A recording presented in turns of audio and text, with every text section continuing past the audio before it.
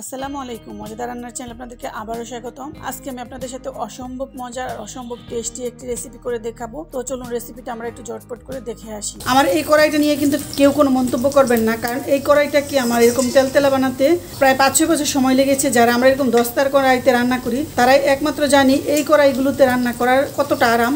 এটা আমার খুবই প্রিয় একটা কড়াই, এটাতে ইচ্ছে মতো নেড়েচে রান্না করা যায়, নিচ দিয়ে পোড়া লাগে না। এটা রান্না করাটা কিন্তু খুবই আরাম। তো রান্না করার জন্য আমি 2-3 টেবিল চামচ পরিমাণ তেল দিয়েছি, আর দিয়েছি 2টা পেঁয়াজ কুচি। পেঁয়াজটাকে আমি সুন্দর করে একটুখানি ভেজে নিব। এরকম কড়াই কিন্তু আমাদের সবার বাসায় একটা থাকে, তো ভিডিও করার সময় সাধারণত এই কড়াইগুলাই ব্যবহার করি না। তো পেঁয়াজটা আমার দেখুন ভাজা হয়ে গিয়েছে। পেঁয়াজটা যখন ভাজা হয়ে যাবে তো আমি 1 চা চামচ পরিমাণ রসুন দিয়ে দিচ্ছি। পেঁয়াজ আর রসুনটাকে আমি সুন্দর করে ভেজে নিব। রসুন থেকে যখন সুন্দর একটা গ্রান বের হবে তখন কিন্তু আমরা বাদবাকি মশলা দিব। এবার আমি দিয়ে দিচ্ছি একটুখানি পানি, যাতে মশলাটা কষানোর সময় পুড়ে না যায়। সরাসরি তেলের উপর মশলা দিতে কিন্তু অনেক সময় পুড়ে যায়, এর জন্য আমি একটু পানি দিয়েছি। 1 চামচ দিব মরিচের গুঁড়ো, 1 চামচ দিয়েছি মরিচের গুঁড়ো। হলুদের গুঁড়ো দিচ্ছি অল্প একটু পরিমাণ করে, আধা চা চামচ পরিমাণ। ধনিয়া গুঁড়ো দিয়ে দিলাম আধা চা চামচ পরিমাণ। আর কোনো মশলা লাগবে না, এই 3টা মশলা কিন্তু রান্নাটা হয়ে যাবে। মশলাটা কষানো হয়ে গেলে আমি এই যে মাছের ডিমটাকে দিয়ে দিব। মাছের ডিমটাকে আমি একটু ভেঙে ভেঙে দিব, এই যে আস্ত আস্ত আছে এই ডিমটাকে আমি একটু ভেঙে দিব। আমি অল্প একটু পানি দিয়ে দিব মাছের ডিমটা সিদ্ধ হওয়ার জন্য। লবণ দিচ্ছি আমি অল্প, ডিমটা পরিমাণে আমি একটু লবণ দিয়ে দিলাম। ঢাকনা দিয়ে ঢেকে দিলাম, জাস্ট 4-5 মিনিটের জন্য ঢেকে দিব। এখন আমি একটা টমেটোকে চিকন চিকন করে কেটে নিয়েছি, এই ডিমটার সাথে আমি টমেটোটাও দিয়ে দিব। মাছের ডিমটা কষানো হয়ে গেছে। এখন আমি 2টা আলুকে কুচি করে রেখেছিলাম, আলুটা দিয়ে দিচ্ছি। এখন আমি আরেকটু লবণ দিব।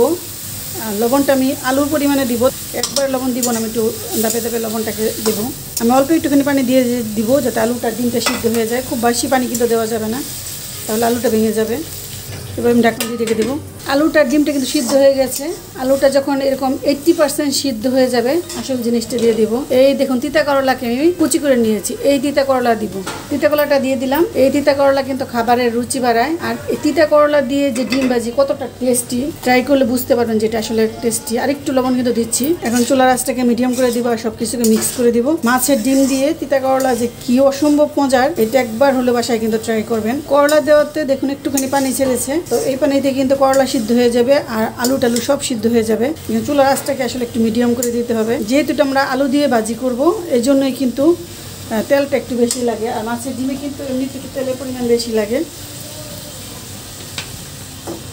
চুলার আঁচটাকে মিডিয়াম রেখে আমি একটু ঢেকে ঢেকে রান্নাটা শেষ করে নেব। এখন আমি দিয়ে দিব কাঁচামরিচ আর ধনেপাতা। তো কাঁচামরিচ থেকে আমি একটু লাল মরিচগুলো বেছে তুলে নিয়েছি, কারণ দেখতে তাহলে ভালো লাগবে। আলু করলা সব কিছু কিন্তু সিদ্ধ হয়ে গেছে, তো আমি এখন নামিয়ে নেব। রান্নাটা হয়ে গেছে। তো আপনাদেরকে অসংখ্য ধন্যবাদ আমার সাথে থেকে রান্নাটা দেখার জন্য। রান্নাটা ডান, এখন আমি নামিয়ে নেব।